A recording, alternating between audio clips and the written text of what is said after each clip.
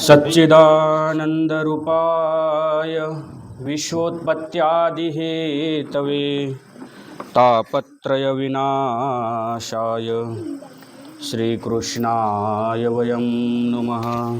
श्री गोपाल कृष्ण महाराज की जय।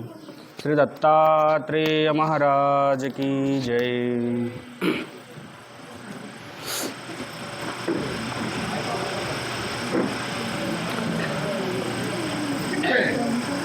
संपूर्ण सृष्टीमध्ये मनुष्याचं जीवन हे खऱ्या अर्थानं ह्या जीवाला त्याच्या अंतिम ध्येयापर्यंत नेऊन पोहोचवण्यासाठी उपयुक्त आहे। म्हणून सर्व प्राणी मात्रांमध्ये मनुष्य हा सर्वश्रेष्ठ म्हटला जातो, कारण तो विचारप्रधान आहे, तो भावप्रधान आहे। त्या अनुषंगाने तो भक्तिमार्गाचं अनुकरण करू शकतो, अनुसरण करू शकतो। मग ज्यांना ह्या गोष्टीची जाणीव होते की ह्या मनुष्य देहामध्येच आपण असं आचरण करू शकतो की ज्या आचरणाने आपण भगवंताची प्राप्ती करू शकतो, ती माणसं तो मार्ग अवलंब करतात, त्या मार्गाचं अनुसरण करतात। आणि ह्या उलट ज्यांना ह्याची जाणीव नाही, ती माणसं ऐहिक आणि भौतिक सुखसुविधेमध्ये आपलं जीवन यापन करत असतात। मग कशा पद्धतीचं जीवन यापन केल्यानंतर भगवंताची प्राप्ती होईल, कशा पद्धतीचं आचरण केल्यानंतर आपल्याला जे आपल्या जीवनाचं उद्दिष्ट आहे, जे ध्येय आहे, या ध्येयाची प्राप्ती करता येईल, हे अर्जुनाला भगवंताने ह्या 7व्या अध्यायामध्ये ज्ञानविज्ञान योगामध्ये सांगितलेलं आहे। त्यावरती आपण विचार करत आहोत। आपण बघत आहोत की मय्यासक्त मनः पार्थ योगम युञ्जन मदाश्रय असंशयम समग्र माम यथा ज्ञास्यसि तच्छृणु।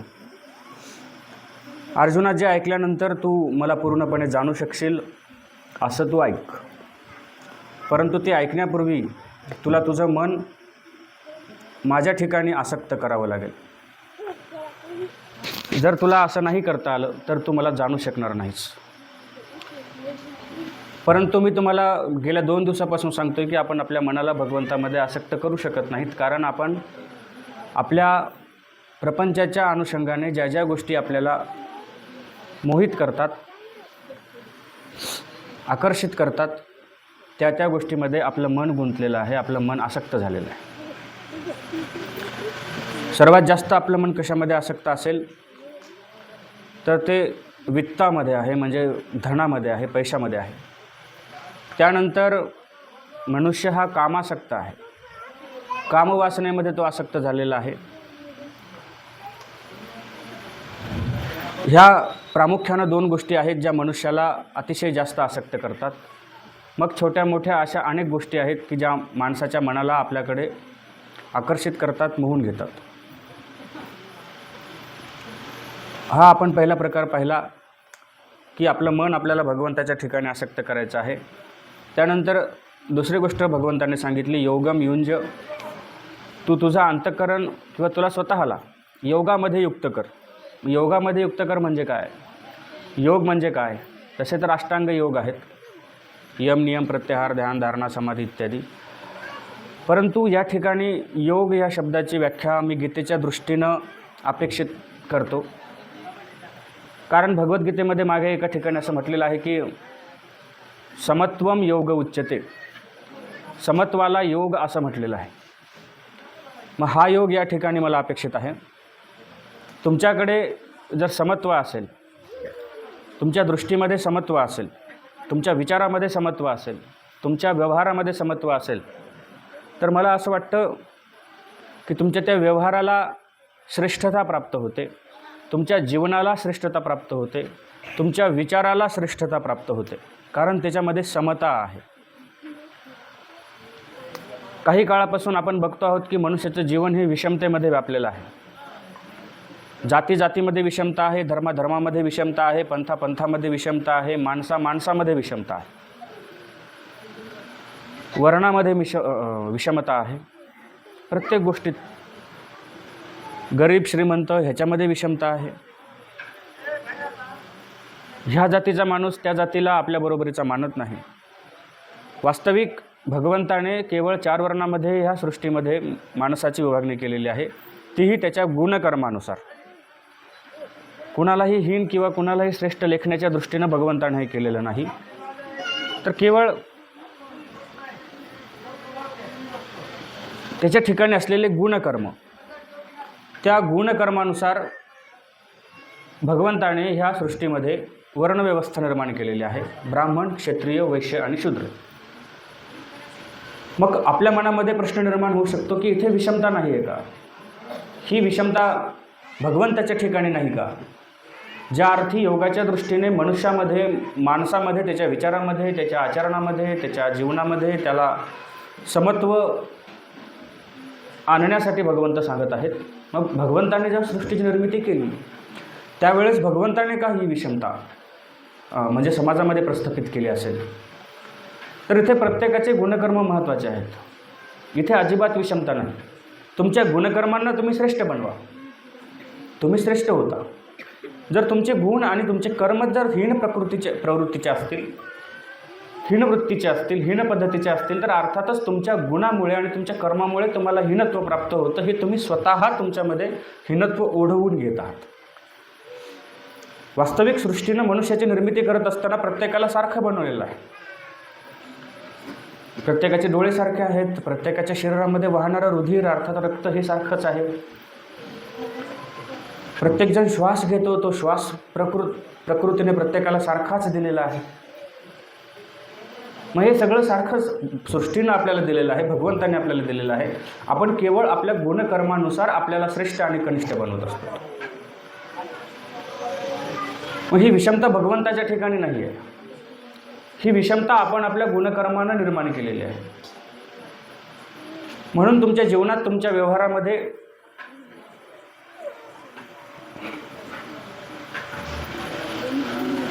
तुम्हाला समानता प्रस्थापित करता आली पाहिजे. आपण सगळी माणसं माणूस म्हणून सारखीच आहोत. आपल्यामध्ये कुठलाही भेद नाही आहे. परंतु आपली गुण कर्म आपल्याला श्रेष्ठ आणि कनिष्ठ बनवत असतात. म्हणून आपल्या गुणांना उत्तम बनवा, आपल्या कर्मांना उज्ज्वल बनवा. अर्थातच आपल्याला श्रेष्ठता प्राप्त झाल्याशिवाय राहणार नाही. तुमच्या लक्षात येते का मला काय म्हणायचं आहे? तुमची कर्म, तुमचे गुण श्रेष्ठ बनवा. अर्थात गुण आपले श्रेष्ठ असले पाहिजे, पण आपल्यात गुण हा प्रकारच नाही, आपल्यात अवगुण जास्त आहेत. सहज रस्त्याने चालत असताना शांत बसलेल्या कुत्र्याला आपण दगड घेतो हातामध्ये आणि त्याला फेकून मारतो. हा कुठला गुण आहे? हा अवगुण झाला. आपल्याला गुणाचा थांगपत्ताच नाही. नमस्कार. आणि मग आपल्यामध्ये जर गुण नसतील तर आपल्याला श्रेष्ठत्व प्राप्त होईल कसं? आणि त्यातही उच्च प्रतीचे गुण, श्रेष्ठ प्रतीचे गुण, हे गुण या ठिकाणी अपेक्षित आहेत आणि ही गुण तुम्हाला श्रेष्ठत्व प्रदान करत असतात. म्हणून तुमच्यामध्ये सद्गुणांची, संत ज्ञानेश्वरांनी काय म्हटलेलं आहे की सद्गुणामध्ये माणसाची रती वाढली पाहिजे, परंतु आपली रती ही दुर्गुणामध्ये आहे. दुर्गुणाची आवड माणसाला जास्त आहे. दारू पिणाऱ्याच्या संपर्कात गेला की माणूस दारू प्यायला लवकर शिकतो, पण कीर्तन करणाऱ्याच्या संपर्कात गेल्यानंतर तो कीर्तन करायला शिकेलच असं मात्र नाही. म्हणून सद्गुणामध्ये रती जडणं हे थोडंसं कठीण आहे. मग जे जे कठीण आहे, जे जे अवघड आहे, तेच तर ज्ञानेश्वरांनी विश्वात्मक ईश्वराकडे मागितलेलं आहे की हे माणसासाठी कठीण आहे भगवंता, आणि म्हणून हे सर्वात्मक ईश्वरा हे तू माणसांना दे. जे वाईट आहेत त्यांच्यातलं वाकडे पण निघून जाऊ देत. मग सद्गुणामध्ये रती वाढवणं हे कठीण आहे. आपल्यामध्ये गुण निर्माण करणं हे कठीण आहे.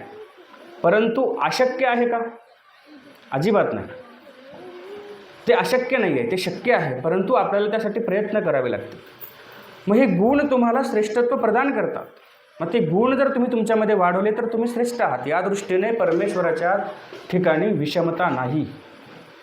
ही विषमता हे श्रेष्ठत्व कनिष्ठत्व आपण आपल्या गुणकर्मानं आपल्यामध्ये निर्माण करत असतो. मग या ठिकाणी भगवंताने जे अर्जुनाला म्हटलं की योगम युंज,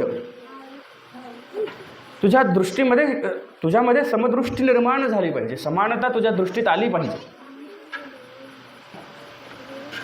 ही समानता जेव्हा आपल्या नजरेमध्ये येते तेव्हा काय होतं की जो पंडित आहे, जो ज्ञानी आहे, त्याच्याकडे ही समान दृष्टी आहे. बघा, शुनी चैव श्वपाकेच पंडितः समदर्शिन, असे श्रीकृष्ण भगवंत म्हटलेले आहेत की जो मनुष्य, जो विद्वान, जो ज्ञानी, शुनी म्हणजे कुत्रा, श्वपाक म्हणजे चांडाळ, आणि एखादा ज्ञानी असेल, एखादा साधू संत आहे, त्याच्या समोर कोणीही येऊ, तो सर्वांना समान दृष्टीने पाहतो, सारख्या दृष्टीने पाहतो, त्याच्या दृष्टीमध्ये विषमता नाही. हे आपल्या जीवनामध्ये आपल्याला निर्माण करायचं आहे. तेव्हा आपण भगवंताला जाणू शकतो. ही समानतेची दृष्टी, जे समत्वम योग सांगितलेला आहे, हा योग, हे समत्व जेव्हा आपल्या जीवनामध्ये येईल तेव्हा आपण भगवंताला जाणू शकतो, तेव्हा आपण भगवंताला पाहू शकतो, तेव्हा आपण भगवंताला समजू शकतो. आपण केवळ असं म्हटलं की मला देव बघायचा आहे आणि देव दिसत नाही माझ्या डोळ्याला, असं म्हणून चालणार नाही. तर त्यासाठी एक एक गोष्ट आपल्याला निर्माण करायची आहे. सगळ्यात पहिली गोष्ट भगवंतानं सांगितली की मय्या आसक्त मना, तुला तुझं मन माझ्या ठिकाणी आसक्त करायचं आहे. नंतर दुसरी गोष्ट सांगितली की योगम युंज, समत्व तुझ्यामध्ये तुला निर्माण करायचं आहे, वाढीला लावायचं आहे. पण आपल्यामध्ये हे समत्व राहिलं नाही. आपण जाती जातीमध्ये विभागल्या गेलेलो आहोत. माझी जात श्रेष्ठ, माझी जात श्रेष्ठ. जो ज्या जातीचा आहे त्याला आपल्या जातीचा अभिमान आहे, एखाद्याला आपल्या धर्माचा अभिमान आहे, माझा धर्म श्रेष्ठ, माझा देव श्रेष्ठ. आणि या श्रेष्ठ कनिष्ठतेच्या दृष्टीनं आपण काय करत आहोत की आपल्यामध्ये विषमता निर्माण करत आहोत. आपल्यातलं समत्व, आपल्यातला योग कुठेतरी आपण हरवत चाललेलो आहोत. हे सगळे वृथा अभिमान आहेत. तुमच्या जाती, तुमचं कुळ, तुमचा धर्म, तुमचा पंथ, तुमचा संप्रदाय, ह्या सगळ्या क्षुल्लक गोष्टी आहेत. जेव्हा तुम्ही भगवंताशी रथ होता ना, तेव्हा याती कुळ माझे गेले हरपोणे, गोविंदा वांचुनी आणणे. तुम्ही तुमची जात हरवून जाता, तुम्ही तुमचं कुळ हरपून जाता. तुम्ही जेव्हा संन्यस्त होता, तुम्ही जेव्हा अनुसरता त्या भगवंताच्या ज्ञानाला,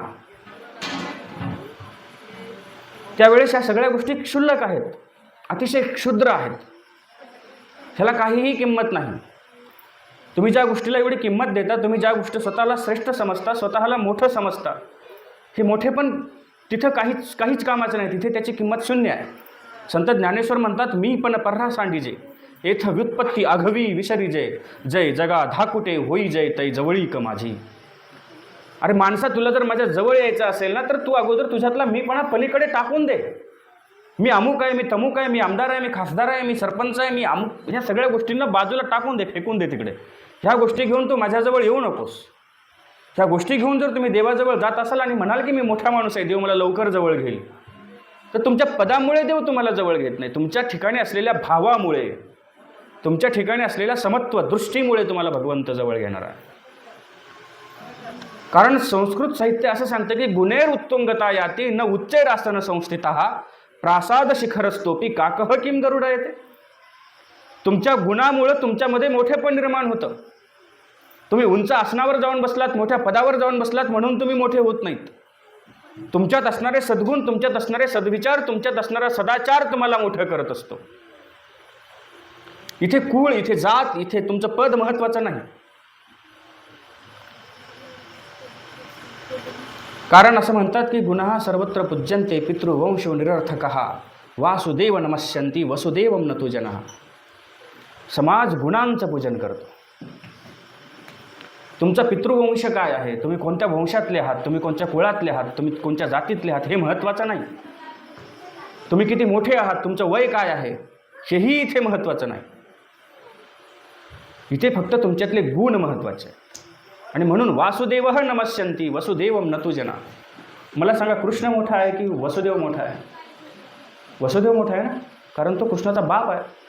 मग लोक वसुदेवाची पूजा करतात की कृष्णाची पूजा करतात? कृष्णाची करतात ना, वसुदेवाची करतात का? तो मोठा आहे, तो बाप आहे, तो श्रेष्ठ आहे, हे इथे महत्त्वाचं नाही. तुमच्यातले सद्गुण महत्त्वाचे आहेत, तुमच्यातला सदाचार महत्त्वाचा आहे, तुमच्यातला सद्विचार महत्त्वाचा आहे. तुम्ही लोकांशी बोलताना कसं बोलता यावरून तुमचं मोठेपण ठरतं. तुम्ही लोकांकडे बघताना कोण्या दृष्टीनं बघता यावरून तुमचं मोठेपण ठरतं. तुमच्या उंचीवरून तुमचं मोठेपण ठरत नाही. तुम्ही 6 फुटाचे 7 फुटाचे उंच आहात म्हणून तुम्ही मोठे आहात, अजिबात नाही. तुमची उंची तुमच्या विचारावर आधारित आहे. तुमचे विचार समाजासाठी कसे आहेत, तुमचं बघणं कसं आहे, तुमचं बोलणं कसं आहे, ह्या गोष्टीनं तुम्ही मोठे होत असता. तुम्ही मोठ्या पदावर आहात, परंतु तुमचं बोलणं जर लोकांशी गोड नसेल, प्रेमाचं नसेल, आदराचं नसेल, तर ते पद तुम्हाला मोठं करू शकत नाही. कितीही मोठ्या पदावर तुम्ही असू देत. तुमची वाणी तुम्हाला मोठं करते, तुमची दृष्टी तुम्हाला मोठं करते. आणि मग ती कशी असली पाहिजे? पापाची वासना नको माझ्या डोळा, त्याहुनी आंधळा बराच. तुमच्या डोळ्यामध्ये वासना आहे, तुम्ही मोठे व्हाल? अजिबात नाही. एखादा आंधळा माणूस असेल परंतु त्याच्या ठिकाणी ती वासना शून्यता आहे, तर तो श्रेष्ठ आहे. निंदेचे श्रवण नको माझ्या कानी, बधिर करून ठेवी देवा. तुम्ही मोठे आहात पण तुम्हाला लोकांची निंदा करायला आवडते, निंदा ऐकायला आवडते, निंदेचं श्रवण करायला आवडतं, तर तुम्ही मोठे नाही आहात. आपण कुठे बसतो, कुठे उठतो, ही आपल्याला मोठं करत असतं. आपली संगत कोणाशी आहे, आपली सोबत कोणाशी आहे. तुम्ही मोठ्या माणसांमध्ये बसलात की तुम्ही मोठे होता, तुम्ही लहान माणसांमध्ये बसलात की तुम्ही लहान होता. कारण संगत करे सज्जन की तो बढत बढत जाय, और संगत करे दुर्जन की तो हर दिन जूते खाय. चांगल्या माणसासोबत तुम्ही संगत केली, तुम्ही सोबत केली की तुमची उंची वाढत असते. कारण तुमच्यामध्ये त्या संयोगाने सद्गुण येत असतात, सद्गुण तुमच्यामध्ये प्रवेश करत असतात. म्हणून तर म्हटलं की सुसंगती सदा घडो, सृजन वाक्य कानी पडो, कलंक मतीचा झडो, विषय सर्वथा नावडो. हे आलं पाहिजे आपल्यात. सुसंगतीची आपली अपेक्षा वाढली पाहिजे, अभिप्सा जिज्ञासा आपली वाढली पाहिजे. चांगलं वाक्य आपल्या कानावर पडलं की आपलं मन निर्मळ होतं. आपल्या कश्मळ मनाला धुण्याचं काम ती चांगली वाक्य करत असतात. म्हणून तर या सृष्टीमध्ये काही रत्न सांगितलेले आहेत. वसुंधरा त्रीन रत्नानी जलम अन्नम सुभाषितम, मूर्खय पाषाण खंडेषु रत्न संज्ञाभिधी येते. ह्या सृष्टीतलावर आपण अनेक रत्न पाहतो. कुणी हिऱ्याला रत्न म्हणतं, कुणी माणिक मोती यांना रत्न म्हणतं, परंतु ही रत्न आपल्या कामाची नाहीत. साहित्यकारांनी सांगितलेलं आहे की जलम अन्नम सुभाषितम ही 3 रत्न फार महत्त्वाचे. जल म्हणजे पाणी. तुम्ही तुमच्याकडे हिरा नसेल तुमच्याकडे तर तुम्ही जगू शकता. तुमच्याकडे मोती नसेल तुम्ही जगू शकता. तुमच्याकडे सोनं नसेल तरीही तुम्ही जगू शकता. पण तुम्हाला पाणी नसेल प्यायला तर तुम्ही जगू शकता? नाही जगू शकता. म्हणून पाणी हे महत्त्वाचं रत्न आहे. त्यानंतर अन्नम. तुम्ही हिरे खाऊन जगू शकता का? हिऱ्याने तुमचं पोट भरणार आहे का? सोन्याने तुमचं पोट भरणार आहे? चांदीने पोट भरणार आहे? पैशाने तुम्ही खूप भूक लागलेली आहे आणि 10-10च्या 40-50 नोटा खातो आणि माझं पोट भरतो, असं होणार आहे का? पैसा खाऊन पोट भरतं का? नाही. पैशाने पोट भरेल, पैशाने तुम्हाला अन्न विकत घेता येईल आणि पोट भरता येईल, पण पैसे खाऊन नाही ना पोट भरता येईल. म्हणून इतर रत्नापेक्षा अन्न हे रत्न महत्त्वाचं आहे. आणि तिसरं रत्न सांगितलेलं आहे सुभाषित, म्हणजे चांगले विचार. हे चांगले विचार तुमच्या जीवनाला जगण्यासाठी एक चांगला मार्ग दाखवत असतात. आणि हे चांगले विचार तुम्हाला चांगल्या संगतीत भेटतात. मग तुम्ही तुमच्या जीवनाला उच्च कोटीवर नेण्याचा प्रयत्न केला पाहिजे. तुमचे श्रेष्ठतेचे निकष काय आहेत? तुमचे मोठेपणाचे नेमके निकष काय आहेत? मोठेपणाची तुमची व्याख्या नेमकी काय आहे? शरीराने आडदांड मोठा झाला म्हणजे तो मोठा झाला का? भरपूर पैसा तुमच्याकडे आला, खूप मोठी संपत्ती तुमच्याकडे आहे म्हणजे तुम्ही मोठे झालात का? मग ही मोठेपणाची अहंकाराची उर्मी जेव्हा तुमच्यामध्ये निर्माण होते तेव्हा तुम्ही इतरांना लहान लेखायला लागता आणि मग तुमच्यामध्ये योग निर्माण होत नाही, तुमच्यामध्ये समत्व निर्माण होत नाही. आणि ह्या समत्वालाच भगवद्गीतेनं योग असं म्हटलेलं आहे. ही योगाची व्याख्या आपल्या लक्षात आली पाहिजे, योगाचा अर्थ आपल्या लक्षात आला पाहिजे.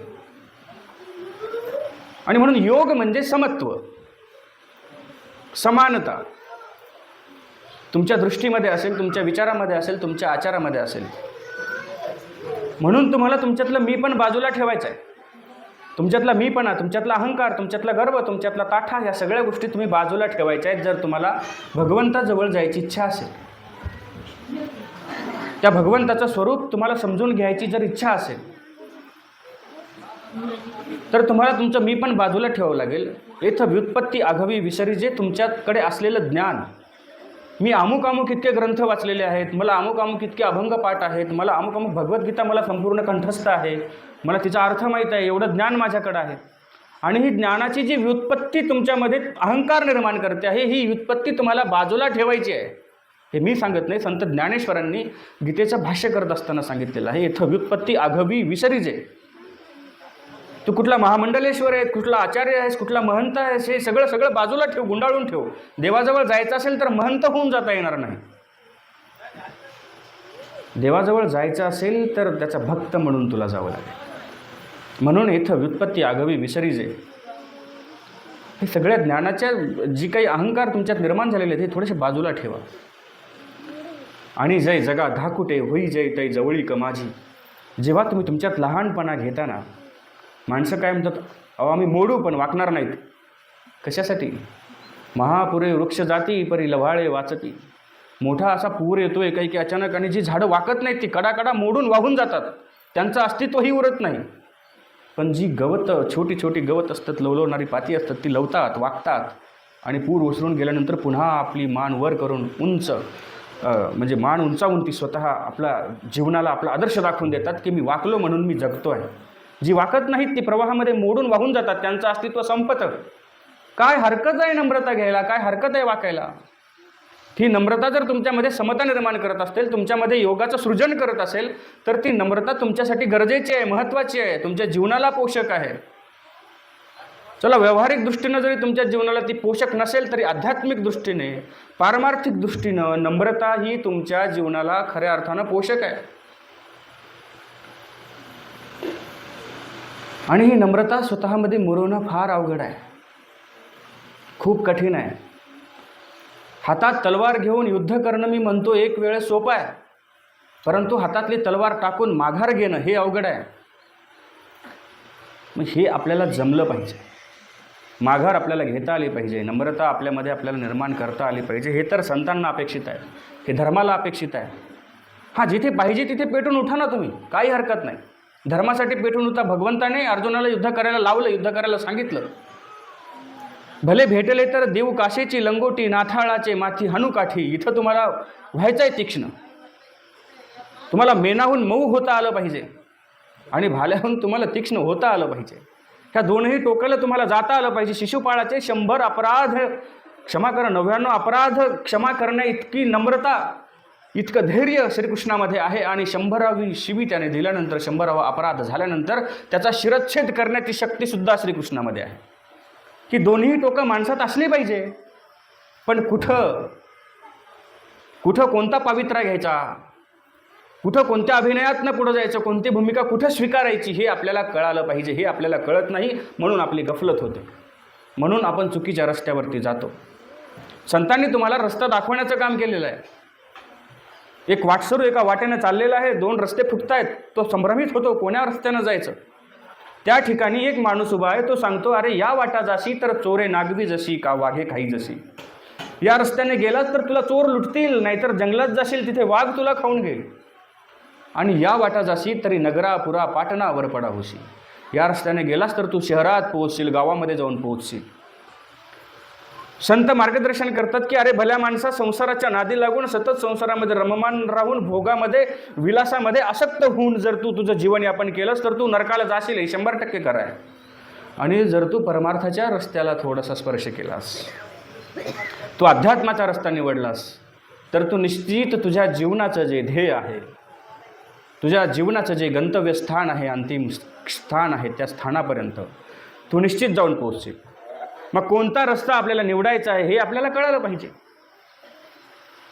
मग आपल्या जीवनाला तर अनेक फाटे आहेत, इथं फक्त 2च रस्ते सांगितलेत. आपल्या जीवनाला किती फाटे आहेत आपल्याला माहीतही नाही.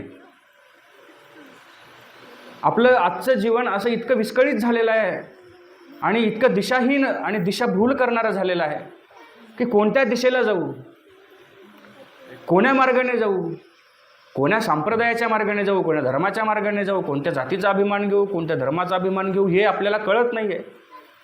इतकं गलबत माजलेलं आहे. धर्मांचं स्तोम, कर्मकांडांचं स्तोम, भक्तिमार्गाचं स्तोम इतकं माजलेलं आहे की मी नेमकं भक्तिमार्गाचा कोणता रस्ता निवडू, कोणत्या रस्त्याने चालू हे आपल्याला कळत नाही. एक रस्ता आपल्या समोर निश्चितपणे आपल्याला सांगणारा कोणी मार्गदर्शक वाटाड्या भेटत नाही आणि म्हणून आपली गफलत होते. हे आपल्याला शोधता आलं पाहिजे. आपल्याकडे बुद्धी आहे, आपल्याला हे निवडता आलं पाहिजे, सारासार विचार आपल्याला करता आला पाहिजे. त्यासाठी तुम्हाला सत्संगतीत जावं लागेल.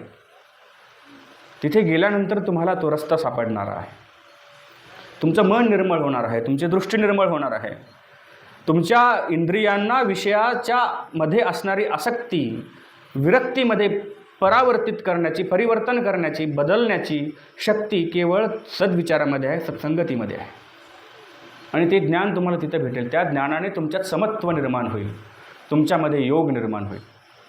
आणि म्हणून सज्जन हो, भगवद्गीता तुम्हाला सांगते की योगम युंज, तुझ्या अंतःकरणामध्ये समत्व निर्माण कर, तुझ्या दृष्टीमध्ये समानता निर्माण कर. श्रीकृष्ण भगवंत अर्जुनाला म्हणतात की अर्जुना, तुला जर तुझा उद्धार करून घ्यायचा असेल तर मला शरण ये. अर्जुन म्हणतो, भगवंता काय हरकत आहे आणि काय अवघड आहे, लगेच याच क्षणाला आलो मी तुला शरण. भगवंत विचारतात, कोण शरण आलं? म्हटलं मी. कुणाला? म्हणतो तुला. नाही जमलं, परत एकदा. म्हणतो आलो शरण. कोण आलं? मी. कुणाला? तुला. अजूनही जमलं नाही, परत एकदा आलो शरण. अरे कोण शरण आलं? मी शरण आलो. कुणाला? तुला. अरे कसं जमेल? जोपर्यंत मी आणि तू हा भाव तुझ्यामध्ये शिल्लक आहे तोपर्यंत तुझ्यात समत्व निर्माण होईल कसं? तू मला शरण आलाय हे घडेल कसं? अगोदर मी तू पण विलया हे गेलं पाहिजे, हे संपलं पाहिजे. हे तुझ्यामध्ये जोपर्यंत मीपणाचा भाव शिल्लक आहे, जोपर्यंत माझ्याकडे बघताना तूपणाचा भाव तुझ्या दृष्टीमध्ये शिल्लक आहे, तोपर्यंत तुझ्यात शरण येण्याची भावना निर्माण होऊ शकत नाही. ते शरण येणं घडू शकत नाही. किती छोटीशी गोष्ट आहे, लक्षात घ्या. पण त्या भगवंताकडे पाहत असताना आपण मी आणि तू ह्या भावनेनंच पाहत असतो. त्वमेव माता पिता त्वमेव, तू माझी माता आहेस, तू माझा पिता आहेस. तर तू म्हणून आपण त्याचा उल्लेख करतोच की नाही? तू म्हणजे मी आहे, मी म्हणजे तू आहे. ह्या दृष्टीनं आपण त्या भगवंताशी आपली नाळ, म्हणजे एक संधतेचा दोरा, जसं भगवंताने पुढे सांगितलेलं आहे, सूत्रे मणी गणा इव, ह्या 7व्या अध्यायात म्हटलेलं आहे. ही एक संधता जेव्हा आपल्यात भगवंताविषयी निर्माण होईल ना, तेव्हा आपल्या समत्व निर्माण होणार आहे. तेव्हा इथं भगवंताला जे अपेक्षित योगम युंज सांगितलेलं आहे ना अर्जुनाला, हे त्या ठिकाणी भगवंताला अपेक्षित आहे. हे आपल्याला त्यावेळेस घडणार आहे. म्हणून हे फक्त अर्जुनाला भगवंतानं सांगितलं एवढ्यावर आपल्याला थांबता येणार नाही. आपलाही अर्जुन होत असतो, आपल्या अंतःकरणात मोह निर्माण होतो, तेव्हा आपण अर्जुन झालेलो असतो. ही मोहासक्ती जोपर्यंत आपल्यातली गळून पडत नाही तोपर्यंत आपल्याला भगवंताचं स्पष्ट दर्शन होऊ शकत नाही. एका चोराला कळालं की एका साधूकडे परीस आहे आणि ते साधू जंगलामध्ये राहतात.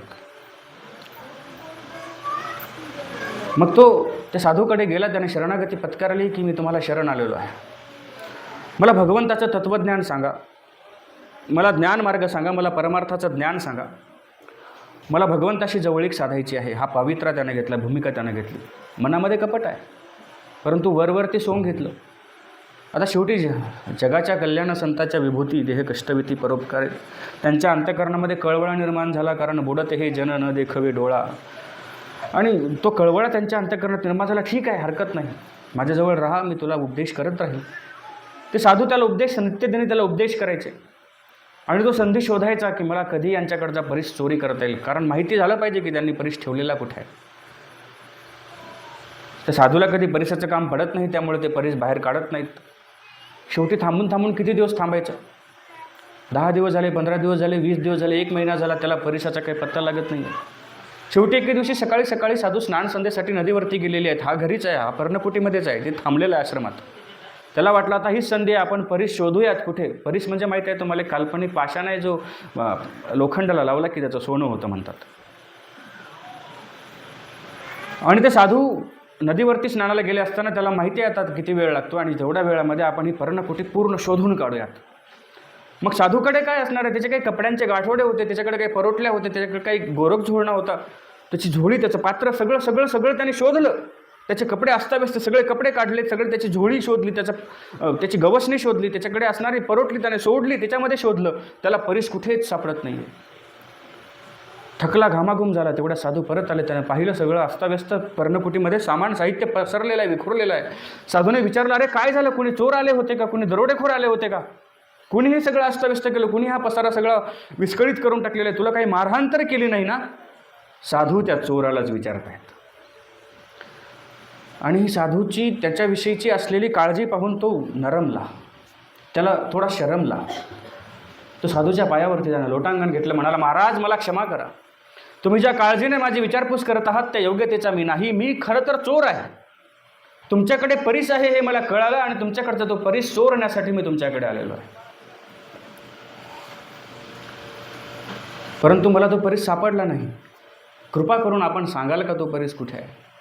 तेव्हा ते साधू म्हणतात, अरे भल्या माणसा, सुरुवातीला आलास तेव्हाच जर मला म्हणाला असतास की मला परीस पाहिजे तर मी तुला देऊन टाकलं असतं ना. मला जर त्या परीसाचा हव्यास असता तर मी या जंगलामध्ये पर्णकुटीत कशाला थांबलो असतो. मला अतिशय अजिबात त्याची अभिप्सा नाही आहे, त्याची इच्छा नाही आहे, त्याची गरज नाही आहे. आणि तो बघतो समोर जी त्या जे कुडाण आहे त्याच्यावरती जो बांबू आहे, त्या बांबूवरती जी छोटीशी लोखंडाची डब्बी आहे ना, त्या लोखंडाच्या डब्बीमध्ये परीस आहे. आणि तो चोर मोठमोठ्याने हसायला लागला. म्हणाला, महाराज मला वेळ समजलात का. म्हणे काय झालं. अहो लोखंडाच्या डब्बीत तुम्ही परीस ठेवलाय असं म्हणता सांगता खरं आहे, पण लोखंडाच्या डब्बीत परीस ठेवल्यानंतर ती डब्बी लोखंडाची राहील कशी. स्वाभाविक आहे, लोखंडाच्या डब्बीत जर परीस ठेवला तर ती सोन्याची होऊन जाईल ना, सोन्याची व्हायला पाहिजे, ती लोखंडाची राहील कशी. साधू म्हणतात, तो परीस घेऊन इकडे, ती डब्बी इकडे आहे. ती डब्बी तो चोर घेऊन येतो. साधू ती डब्बी उघडतात आणि एका कपड्यामध्ये गुंडाळून त्यामध्ये परीस ठेवलेला आहे. त्या गुंडाळलेल्या कपड्यामुळे त्या परीसाचा स्पर्श त्या लोखंडाला झाला नाही आणि त्या लोखंडाचं सोनं झालं नाही. कथा आता बाजूला ठेवा, दृष्टांत हा बाजूला ठेवा, याच्यावरचा सिद्धांत आपल्याला काय सांगतो लक्षात घ्या. मी तुम्हाला सांगत होतो की तुम्ही सत्संगतीमध्ये गेल्यानंतर तुमचं जीवन पवित्र होणार आहे. पण त्या सत्संगतीमध्ये जात असताना तुमच्या संसारातले कश्मळ जे तुमच्या जीवस्वरूपावरती तुम्ही गुंडाळलेले आहेत, ही राग द्वेष काम क्रोध मदमत्सराचे जे पडदे तुम्ही तुमच्या जीवस्वरूपावरती गुंडाळलेले आहेत, हे पडदे तुम्हाला अगोदर काढावे लागतील. जोपर्यंत तो कपडा त्या परीसाला गुंडाळलेला आहे तोपर्यंत तो लोखंडाचं सोनं करू शकत नाही. तसं तुमच्या जीवत्वावरती तुम्ही हे जे षडविकाराचे म्हणजे ह्या षडरिपूचे पडदे गुंडाळलेले आहेत, राग द्वेष आदी, हे जोपर्यंत तुम्ही बाजूला सारणार नाही तोपर्यंत संतरूपी परीसाचा स्पर्श तुमच्या लोहरूपी जीवनाला होणार नाही आणि तुमच्या जीवनाचं सोनं होणार नाही. तुमच्यामध्ये समत्व बुद्धी, समत्व दृष्टी तुमच्यामध्ये जागृत होणार नाही. तोपर्यंत तो योग तुमच्या जीवनामध्ये प्रवेश करणार नाही. आणि म्हणून हे रागद्वेषादीचे जे पडदे तुमच्या जीवस्वरूपावर तुम्ही चढवलेले आहेत, तुमच्या आत्मस्वरूपावर तुम्ही चढवलेले आहेत, ते बाजूला सारण्याचा प्रयत्न करा, ते बाजूला करा. हे जोपर्यंत तुम्ही बाजूला करणार नाहीत तोपर्यंत तुम्हाला तुमच्या जीवनामध्ये समत्व आणता येणार नाही. त्या समत्वाचा, त्या योगाचा प्रवेश होणार नाही. हे योगम युंज या पदाचा अर्थ करत असताना आपण पाहिलं. पुढचं पद आहे मदाश्रय. अर्जुना, तुला मला जाणायचं आहे ना, तर अगोदर मय आसक्त मना हवं, माझ्या ठिकाणी तुझं मन आसक्त कर. पहिला विषय. दुसरा विषय सांगितला योगम युंज, तुझं मन योगामध्ये युक्त कर, यावर आपण विवेचन ऐकलं. तिसरा प्रकार सांगितला मदाश्रय. फार महत्त्वाचा विषय आहे, फार महत्त्वाची ही क्रिया आहे, ही कृती आहे, ही पायरी आहे. मदाश्रय. आपण आश्रय घेतलेला आहे, पण फार तकलादू आश्रय आपण घेतलेले आहेत, फार कमकुवत आश्रय आपण घेतलेले आहेत. एखाद्या माणसाला चालता येत नाही, त्याचा तोल जातोय आणि त्याने एखादी तुराटी हातामध्ये घेऊन तिचा आधार घेऊन चालण्याचा प्रयत्न केला तर काय होईल मला सांगा. ती तुराटी त्याच्या वजनाने कधी मोडून जाईल सांगता येत नाही, तो कधी खाली पडेल सांगता येत नाही. म्हणजे त्याला आश्रय घ्यायचा असेल तर कसा घ्यावा लागेल. एखादा मजबूत झाडाचं लाकूड त्याला हातामध्ये घ्यावं लागेल, काठी एखादी मजबूत हातामध्ये घ्यावी लागेल, तर तो त्या आधाराने चालू शकेल, तर तो पडणार नाही. तुराटीच्या आधाराने कधी चालता येतं का. आपण आपल्या जीवनामध्ये हेच केलेलं आहे. आपण जे आधार, आपण जे आश्रय घेतलेले आहेत, आश्रय म्हणजे आधार आपण असं म्हणूयात, ज्या गोष्टीचे आपण आश्रय घेतलेले आहेत ते आश्रय फार तकलादू आहेत. आपण आपल्या घराचा आश्रय घेतलेला आहे, आपलं घर किती मजबूत आहे आपल्याला माहिती आहे का. तुम्हाला असं वाटतं की मी माझ्या घराच्या भिंती मजबूत केल्या, चांगल्या कुठल्या तरी अल्ट्राटेक सिमेंटनं त्या बांधल्या म्हणजे त्या मजबूत झाल्या, असं अजिबात नाही. घराच्या भिंती जर सिमेंटनं आणि विटांनी आणि गजाळीने अशा या वस्तूने जर मजबूत झाल्या असत्या तर घरातली माणसं, माणसांमधली वाटणी, माणसातली मनं कधी दूर गेली नसती. तुमच्या भिंतीने, तुमच्या छताने, तुमच्या विटा मातीने तुमचं घर बनत नसतं. घर असावे घरासारखे, नकोत नुसत्या भिंती, तिथे असावा प्रेम जिव्हाळा, नकोत नुसती नाती. ह्या भिंती तुमच्या घराला मजबूत बनवत नाहीत. तुमच्या घरातल्या सदस्यांमध्ये असणारी एक वाक्यता, तुमच्या घरातल्या सदस्यांमध्ये असणारा एक विचार, तुमच्यातली आपुलकी, तुमच्यातला प्रेम, हे तुमच्या घराला मजबूत बनवत असतं. तुम्ही भिंतीचा आधार घेतला पण आपलेपणाचा आधार घेतला नाही. त्या भिंती म्हणजे तुराटीसारख्या आहेत. त्या भिंती तुमच्या छताला टिकवून ठेवतील पण तुमच्या घरातल्या घरपणाला टिकवणाऱ्या नाहीत. मग तुमच्या घराला मजबूत बनवायचं असेल तर तुमच्यात परस्परातलं प्रेम गरजेचं आहे. तुमच्या परस्परांमध्ये आपलेपणा गरजेचा आहे. तुमच्यामध्ये एक वाक्यता, एक विचार हा महत्त्वाचा आहे. मी वपू काळेंचं वपुर्झा वाचत असताना त्याच्यामध्ये त्यांनी सुंदर विचार सांगितलेला आहे. तो मी वाचला की पती पत्नीमध्ये असणारा एक विचार कसा असला पाहिजे. ते हरवले तर एकाच ठिकाणी सापडले पाहिजे. दोन माणसं जर हरवली तर ती एका ठिकाणी सापडली पाहिजेत. इतका एक विचार म्हणजे नुसत्या व्यावहारिक दृष्टीनं नव्हे तर विचाराच्या दृष्टीनं सुद्धा तुम्ही जेव्हा हरवता तर एकाच विचारामध्ये तुम्ही हरवले पाहिजे, एकाच विचारामध्ये तुम्ही सापडले पाहिजे. इतकी एकरूपता तुमच्यामध्ये निर्माण झाली पाहिजे. तेव्हा तुमचं घर, तुमचा परिवार एकसंध राहू शकतो. अन्यथा तुमचं घर कधीच कोलमडून तुमच्या डोक्यावरती पडेल आणि तुमचा सर्वनाश होईल, सांगता येत नाही.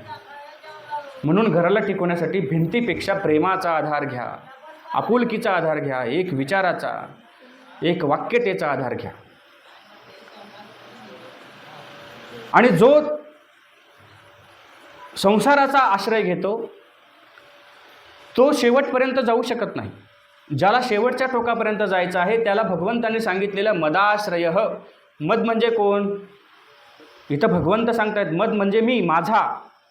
आश्रय, आश्रय घे, मला आश्रित हो, असं अर्जुनाला भगवंताने सांगितलं. मग आता जो संसाराला आश्रित होतो तो ह्या जीवनाचं जे अंतिम ध्येय आहे, ज्याला आपण मुक्ती, मोक्ष, कैवल्य असं म्हणतो, हे जे अंतिम ध्येय आहे तिथपर्यंत तो जाऊ शकत नाही. कारण त्यानं कोणाचा आश्रय घेतलेला आहे? प्रपंचाचा आश्रय घेतलेला आहे. बरं, मग ह्या उलट भगवद्गीतेनं सांगितलं की भगवंताचा आश्रय घ्यायचा. मग भगवंताचा आश्रय घेतल्यानं काय होईल? भगवंताशी एकरूप झाल्यानं काय होईल? भगवंताशी तद्रूप झाल्यानं काय होईल? भगवंताचा आश्रय घ्यायला सांगितलंय, खरं आहे, तुम्ही सांगता ते खरं आहे. परंतु त्यानं होईल काय? त्याचा फायदा काय? सांगतो. जो भगवंताचा आश्रय घेतो त्याला कुठलीही चिंता शिल्लक राहत नाही. माझ्या भक्ता आणि संसाराची चिंता, समर्थाची कांता काही पोरांना मागे. जो एकदा भगवंताला आश्रित होतो तो भगवंताचा भक्त होतो. मग त्याला संसाराची चिंता उरत नाही, कुठलीच चिंता उरत नाही. संसाराचीच काय, त्याला त्याच्या खाण्यापिण्याची सुद्धा चिंता करायचं कारण नाही. कारण भगवंत सांगतात की हा योग क्षेमू अघवा, तयाचा मजची पडिला पांडवा, जयाचिया सर्व भावा आश्रयो मी. बघा इथे पद आलेलं आहे की मदाश्रय, माझा आश्रय घे. पण त्यानं काय होईल ते ह्या ओळीमध्ये संत ज्ञानेश्वरांनी सांगितलेलं आहे की हा योगक्षेम आघवा, तयाचा मजची पडिला पांडवा, जयाचिया सर्व भावा आश्रयो मी. ज्याच्या सर्व भावाला, जो सर्व भावाने मला आश्रित झालेला आहे, ज्याने माझा आश्रय निवडलेला आहे, माझा आश्रय घेतलेला आहे, त्याचा योगक्षेम मी वहन करतो. योगक्षेम म्हणजे काय? तर तुमच्या खाण्यापिण्याची काळजी, तुमच्या कपड्या लत्त्यांची काळजी, तुमच्या राहण्याची काळजी. काय गरजा कोणत्या आहेत माणसाच्या मला सांगा. प्रकृतीमध्ये आल्यानंतर प्रकृतीच्या दृष्टीनं माणसाच्या मूलभूत गरजा किती आहेत? किती?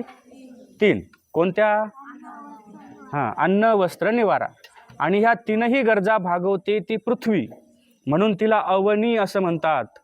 हे मी मागच्या वर्षी सांगितलं होतं तुम्हाला. अ म्हणजे अन्न, व म्हणजे वस्त्र, नि म्हणजे निवारा, म्हणून तिला अवनी असं म्हणतात. 3च तर गरजा आहेत तो माणसाच्या, अन्न, वस्त्र आणि निवारा. ह्यापेक्षा चौथी गरज माणसाची नाही, पण माणसाने गरजा वाढवून ठेवल्या. पैसा माणसाला गरजेचा वाटतो, गाडी माणसाला गरजेची वाटते, लाईट माणसाला गरजेची वाटते. लाईट गेली बघा किती आता विस्कळीत झाला आपला प्रवचनाचा कार्यक्रम. ह्या गरजा आपण जोडून घेतलेल्या आहेत. ज्या काळात तुकडोजी बाबा कीर्तन करायचे, ज्या काळामध्ये गाडगे बाबा कीर्तन करायचे, त्यावेळेस कुठे लाईट होती, तेव्हा कुठे माईक होतं, नाही का? तेव्हा त्यांना हे गरजेचं नव्हतं. मग आपण आपल्या गरजा वाढवून घेतलेल्या आहेत. खऱ्या अर्थानं ह्या 3 गरजा माणसाच्या मूलभूत आहेत, ज्यावरती माणूस जगू शकतो. एवढ्या गरजा भागल्या की जगू शकतो. मग भगवंत सांगतात की मी त्याच्या ह्या गरजा भागवतो. हा योगक्षेम आघवा तयाचा मजची पडिला पांडवा. त्या भक्ताच्या योगक्षेम वहनाची काळजी पूर्ण माझी आहे आणि मी त्याचं ते योगक्षेम वहन करतो. पण कोणाचं? जयाचिया सर्व भावा आश्रयो मी, जो सर्व भावाने मला आश्रित झालेला आहे. पण आपण त्याच्या आश्रित होतच नाही. आपण संसाराच्या आश्रित आहोत, आपण पैशाच्या आश्रित आहोत, आपण सुखोपभोगाच्या, धनोपभोगाच्या, ह्या सगळ्या उपभोगाच्या लालसेनं आपण त्याला आश्रित झालेलो आहोत. आपल्याला भगवंताला आश्रित व्हायचं आहे. त्या भगवंताचा आश्रय आपण घेतला की त्याला आपली सगळी काळजी आहे, सगळी काळजी. तो मग आपल्याला चालवायला, त्याला आपल्याला पाय दिले ना, मग तो आपल्याला चालायला रस्ता पण देईल. त्याने पक्ष्यांना पंख दिले ना, मग तो त्यांना मुक्त उडायला तो आभाळही देईल. ती सगळी काळजी त्या भगवंताला आहे. त्याची काळजी आपल्याला करायची गरज नाही. आणि म्हणून मदाश्रय, त्याचा आश्रय घेतल्यानंतर हे होतं. मला तुम्हाला एक कशासाठी सांगायचं आहे की भगवंतानं अर्जुनाला मदाश्रय हे पद सांगितलं की तू मला आश्रित हो. पण मग त्याला आश्रित झाल्यानंतर होतं काय हे मला तुम्हाला सांगायचं. आता ऐसे वाटे भय नाही जीवा, घडलिया सेवा समर्थाची. किंवा सर्व सुख ल्यालो सर्व अलंकार, आनंदे निर्भय डोलतसो. किती सुंदर सुंदर अभंग आहेत संतांचे बघा. त्या दृष्टीनं आपल्याला त्याच्याकडे बघता आलं पाहिजे.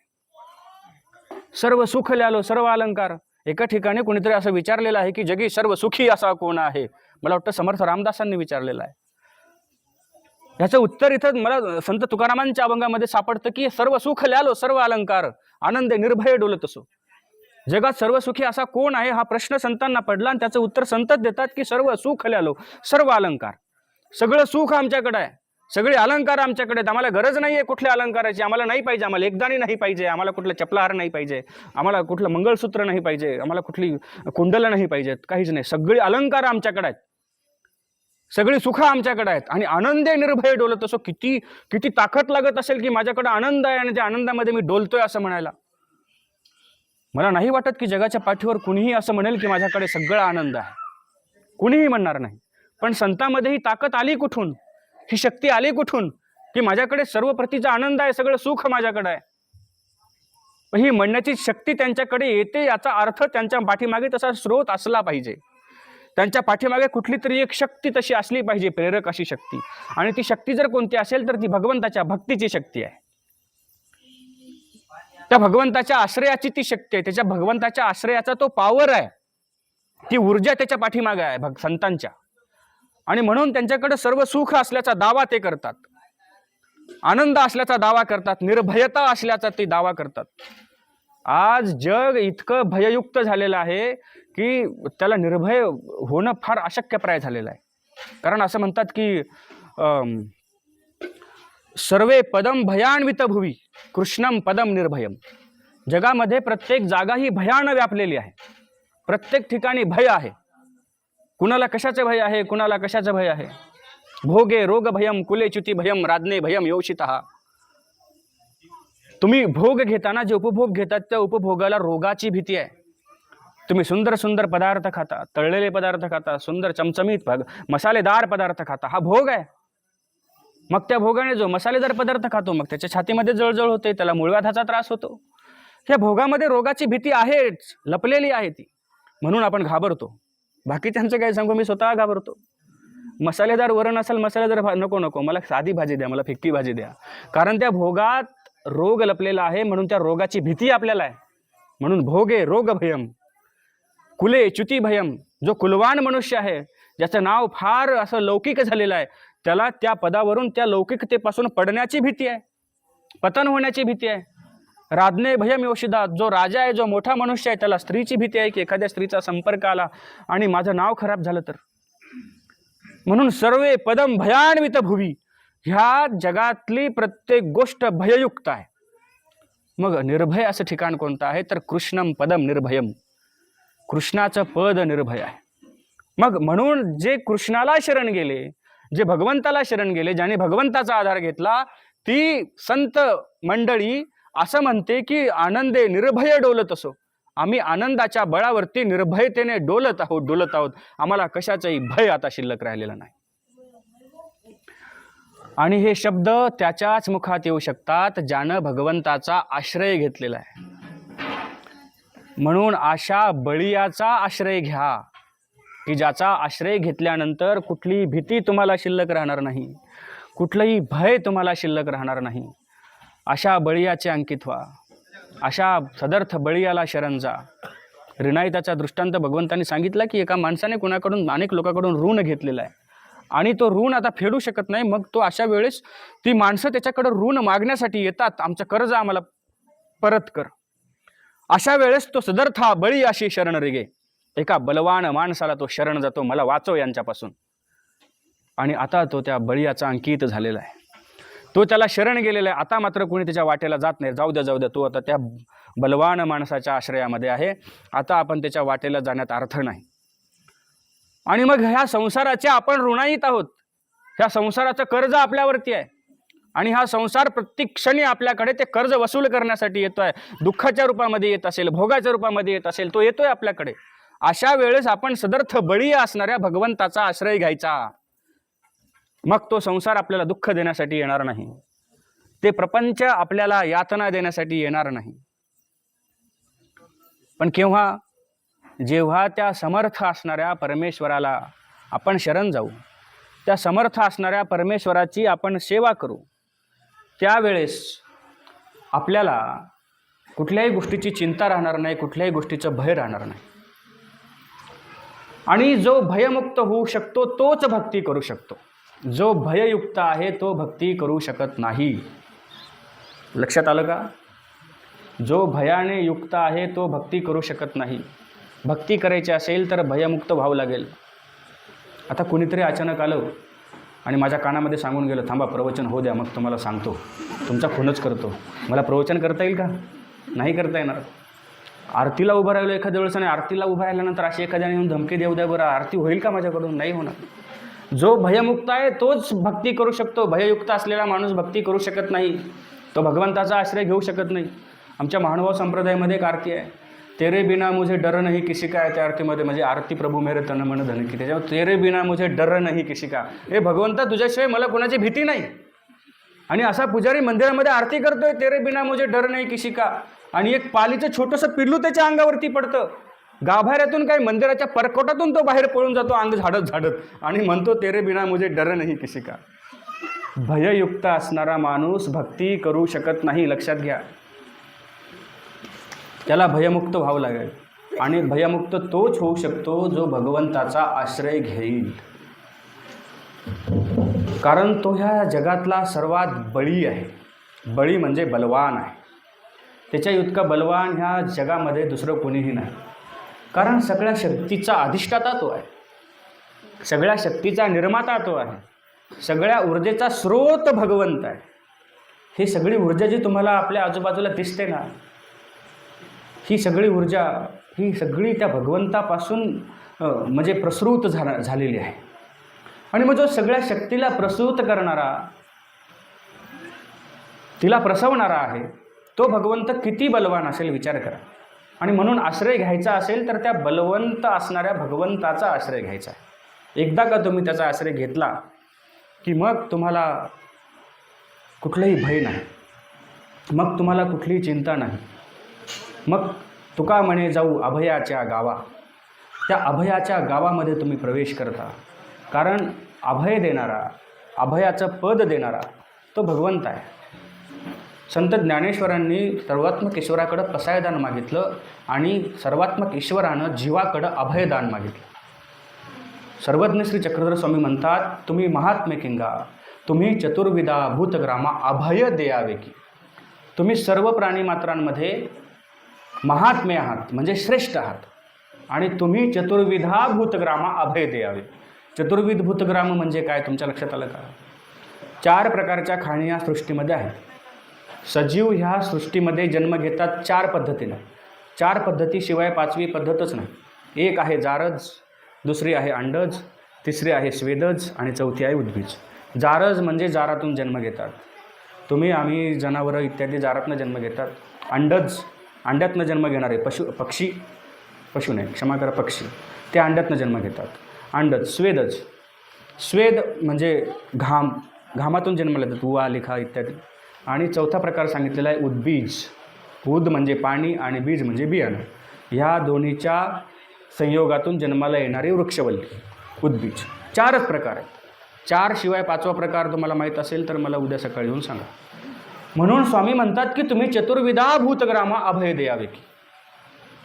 ह्या 4 खाणीमध्ये जन्माला येणाऱ्या प्रत्येक प्राणीमात्राला तुम्ही अभय द्या. सगळ्यात जास्त भय जर या सृष्टीला कोणापासून असेल तर माणसापासून आहे. माणसानं झाडं तोडली, माणसानं स्वतःच्या स्वार्थासाठी प्राण्यांच्या शिकारी केल्या, माणसानं स्वतःच्या स्वार्थासाठी पाणी प्रदूषित केलं, हवा प्रदूषित केली, काय केलं नाही माणसानं. म्हणून या सृष्टीला जर भय कोणापासून असेल तर माणसापासून आहे, लक्षात घ्या.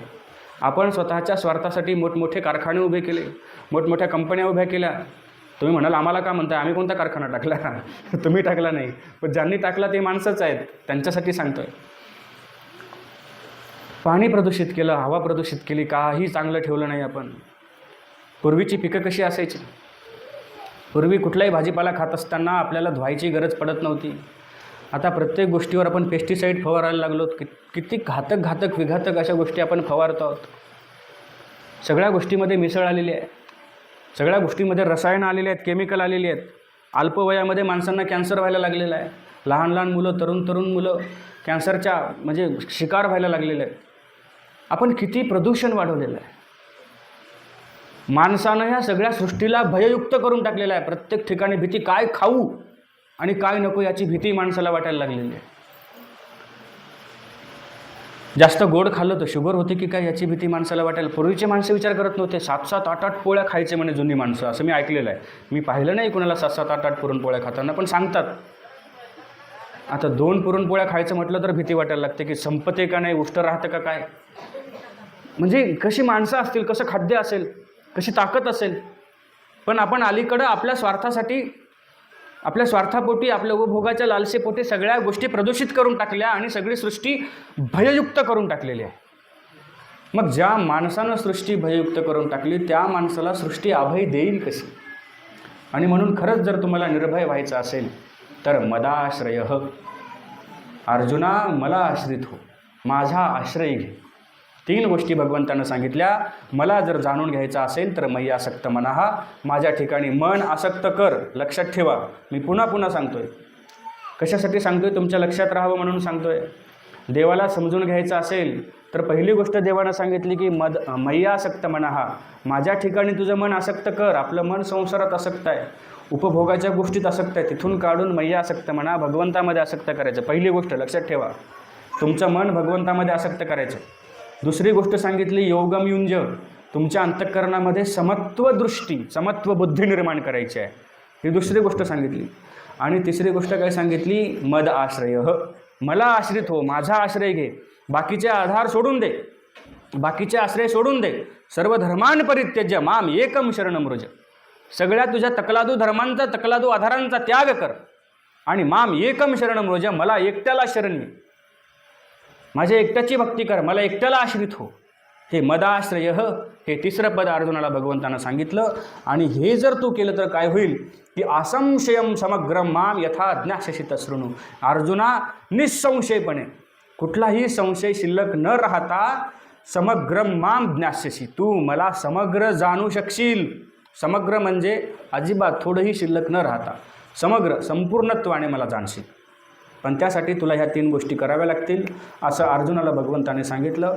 अपेक्षा करतो की जे भगवंतानं अर्जुनाला सांगितलं ते तुम्हीही लक्षात घ्याल, त्याचं अनुकरण, त्याचं अनुसरण तुम्ही तुमच्या जीवनामध्ये कराल. त्या 3 गोष्टी तुम्ही तुमच्या जीवनामध्ये उतरवण्याचा प्रयत्न कराल आणि त्या भगवंताला समजून घ्याल, अशी अपेक्षा बाळगतो. आणि आजची ही सेवा, माझा वेळ संपल्यामुळे या ठिकाणी थांबवतो. श्री दत्तात्रेय महाराज की जय.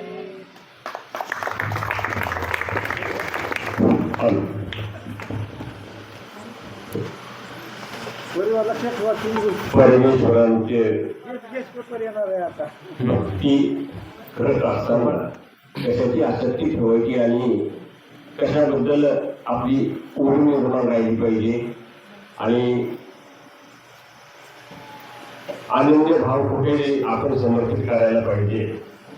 हा अनन्य भाव जर समर्पित योग्य ठिकाणी आपला झाला तर त्याची फलश्रुती जी आहे फलश्रुती निश्चितपणे आपली योग्य होईल आणि निश्चित जिथं पाहिजे त्या ठिकाणी आपल्याला आपलं साध्य जे आपण साधन प्राप्त होतं आपल्याला.